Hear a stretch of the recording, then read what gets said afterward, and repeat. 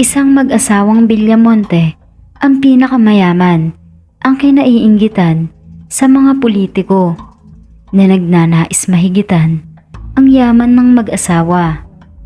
Isang mayor ng San Pablo ang isa sa mga nagnanais nito.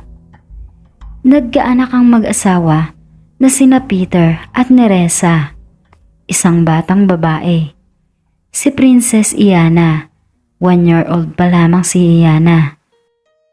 Isang araw, namamasyal ang mag-asawa kasama ang kanilang anak habang nasa biyahe sila nang may biglang humarang na itim na sasakyan at lumabas ang mga armado at pinagbabaril ang sinasakyan ng mag-asawa.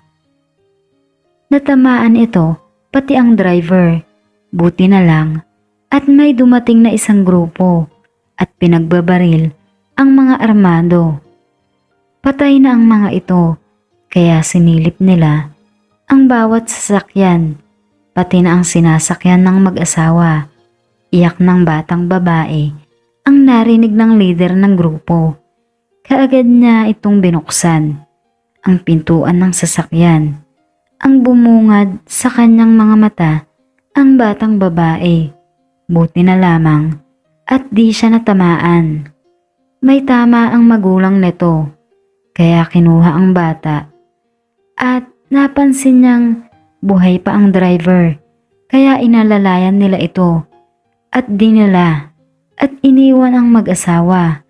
Nakaalis na sila nang dumating ang mga pulis at kaagad dinala sa ospital ang mag-asawa.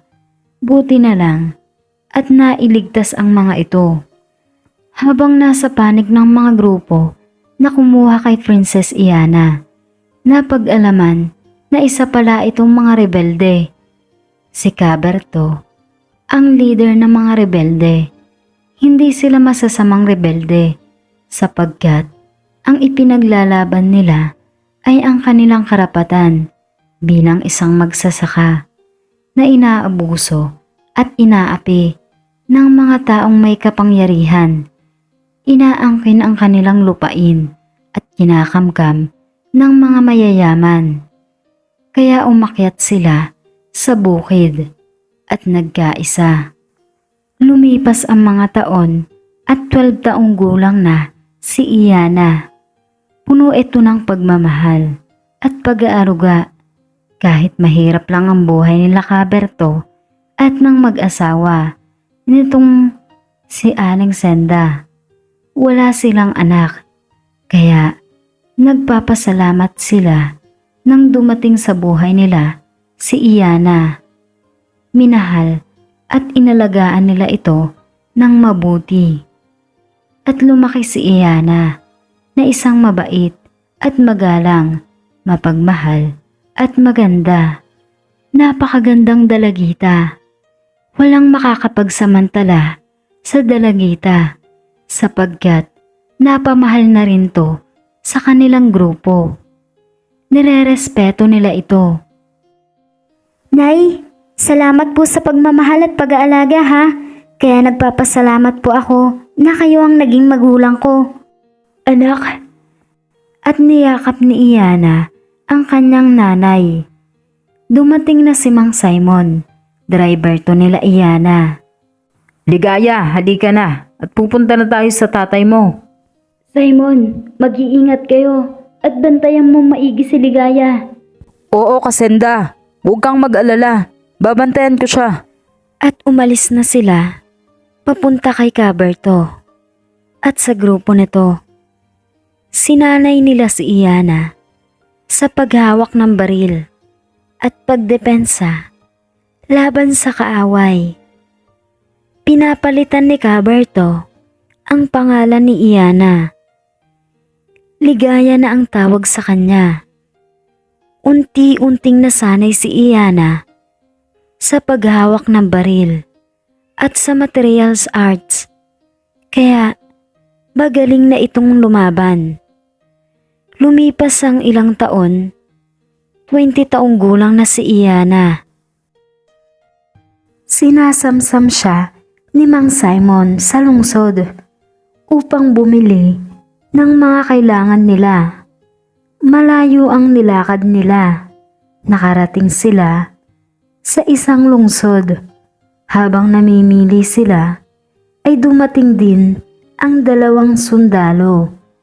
Siya si First Lieutenant Rain Francisco, isang anak ng retired general na si Alfonso San Francisco, at ang asawa nito si Sherry Francisco. Nag-iisang anak si Rain, napakagwapo at hinahangaan ng mga kababaihan. Hindi mahilig sa pakikipagrelasyon, ni wala nga itong nobya. Mayaman din ang pinagmulan ng mga magulang. Sa di inaasahan, nagkabanggaan ang dalawa at tumilapon ang mga dala nitong mga gamot at iba pang mga pangangailangan nila. Kaya agad na pinulot ni Rain ang mga tumilapon na mga gamot at sabay na nagkabanggaan ang mga ulo nila kasi sabay nilang pinulot ang mga ito. Aray! Ikaw kasi! Di ka tumitingin sa dinadaanan mo! Tumayo si Rain habang si Iana naman ay patuloy lamang sa pagpulot ng ibang natapon. At nang matapos ito, ay laking gulat ni Rain. Namimilog ang mga mata nito. Na-attract siya sa ganda ni Iana. Nakasombrero ito at nakasuot ng maroon na blouse at fit ito sa baywang at naka-skinny jeans. Sino namang hindi mamamangha sa kagandahan ni Iana at di rin nagpapahuli si Rain sa kagwapuhan. At bagay sa kanya ang suot na uniform, pang sundalo, at naka-army cut ang buhok. Kaya litaw na litaw ang kagwapuhan nito. Ano? Anong tinitingin-tingin mo dyan? Wala Sorry kung nabangga kita. At kaagad itong tumalikod kay Iana. Porket sundalo ang yabang, gwapo pa naman. Kaya lang, hindi ko type ang ugali niya. Oh, anong nangyari sa'yo? Parang galit ka yata. Wala, Mang Simon. Tara na po. Baka gabihin tayo sa daan. Sige, ligaya. Tayo na. At umalis na sila. Nagsimula ng umakyat sa bundok. Hindi pa rin nawawala sa isip ni Rain si Iana. Nakatatak pa rin sa isip niya ang maamong mukha nito at mapupulang mga labi at mapuputi at makinis na balat nito. Sino kaya siya? Bakit ko ba siya iniisip? Ay, Rain, ano ka ba? Kalimutan mo na siya. Bro, parang ang lalim ng iniisip mo Wala bro. Tungkol ba to sa babae kanina? Come on, bro. Huwag mong sasabihin na tinatamaan ka. Alam mo bro, hindi kita masisisi kung yan ang nararamdaman mo sa ganda ng girl na yon. Kahit sino mabibighani talaga. Kaso, di natin alam kung sino siya at saan siya nakatira. Wow bro, hanip ka talaga. Di ko sa'yo sinabi na siya ang iniisip ko. At paano mo na siguro na yung babae ang iniisip ko? Wala, kutob ko lang. Ikaw talaga. Nakarating na sila Iana sa bahay nila sa bukid. Agad siyang niyakap ng nanay Senda niya. Anak, at buti naman, narito na kayo. Nay, ano ka ba? Kung ano-ano kasing iniisip mo, Nay eh. Masisisi mo ba ako, anak? Nay, kaya ko po ang sarili ko. Kaya huwag ka nang matakot, okay? Ang nanay ko talaga, matatakutin. O sige na, magbihis ka na at nang makapaghapunan na tayo. Sige po, Nay. At pumasok na si Iana sa kwarto niya. Sumagi sa isip ni Iana si Rain. Sino kaya ang sundalong yun? Gwapo siya, kaya lang mayabang. Napabuntong hininga na lang si Iana. Isang umaga, maagang pumunta si Iana sa kinaroroonan ng tatay niya. Napansin niya sa malayo ang tatay niya, nakausap ang mga kasamahan nito. Kaya nilapitan niya ito. Tay, may problema po ba? Anak, nandyan ka pala. Wala anak, may pinag-uusapan lang kami. Ganon po ba, tay? Oo anak, ba't ka nandito? Akala ko may gagawin ka ngayon.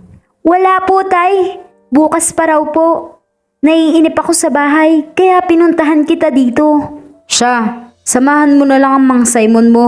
Pupunta sila sa baryo. May ipapahatid akong sulat para kay Ka Ernie. Sige po, tay. At umalis na sila. Pagdating nila roon, ay agad nilang ibinigay ang sulat kay Ka Ernie. Mang Simon, pwede po bang lumabas sandali? Oo, sige. Pero huwag kang lalayo ha. Okay po. Nang lumabas na si Iana at naglakad-lakad to, nang may dumating na mga sundalo at humintuto sa tapat niya. Kaya di naiwasan na nagdama ang mga mata nila. Hanggang dito ba magkikita kami? Sa isip niya, kaya di naiwasan ni Rain na lapitan siya.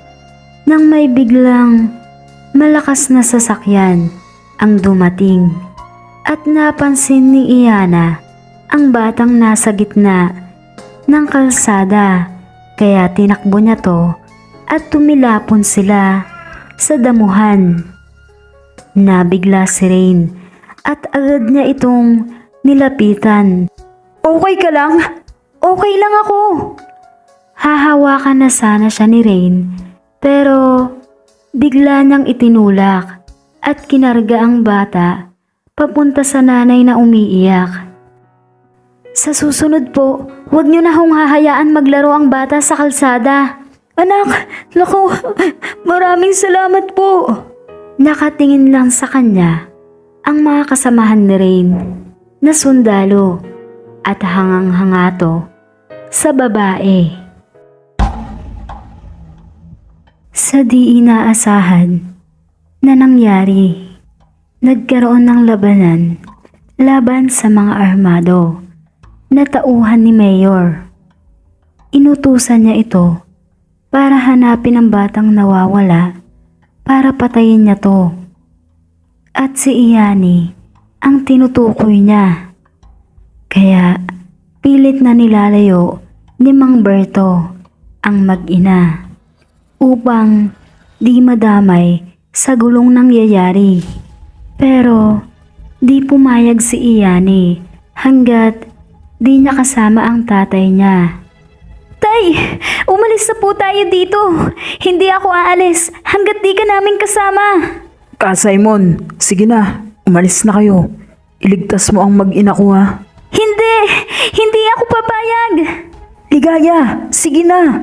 Mamamatay tayo dito kung magmamatigas ka. Tay, pangako mo sa akin na susunod ka. Pangako mo sa akin, maghihintay kami ni nanay. Pangako ko sa iyo anak, susunod ako. At umalis na sila habang ang tatay niya ay patuloy sa pakikipaglaban. Lumipas ang ilang oras. Natapos na rin ang labanan. Lahat ng tauhan ni Mayor ay patay. Kaya pinuntahan ni Mang Berto ang mag-ina niya. At masaya si Iani dahil ligtas ang tatay niya. Tay, bakit gusto nila tayong patayin? Anak, may mga taong sakim sa yaman. Anong ibig niyo sabihin, Tay? Alam ng tatay niya na si Iani ang pakay nila. Kaya hanggat buhay siya, poprotektahan niya ito. Balang araw, maiintindihan mo rin ang ibig kong sabihin.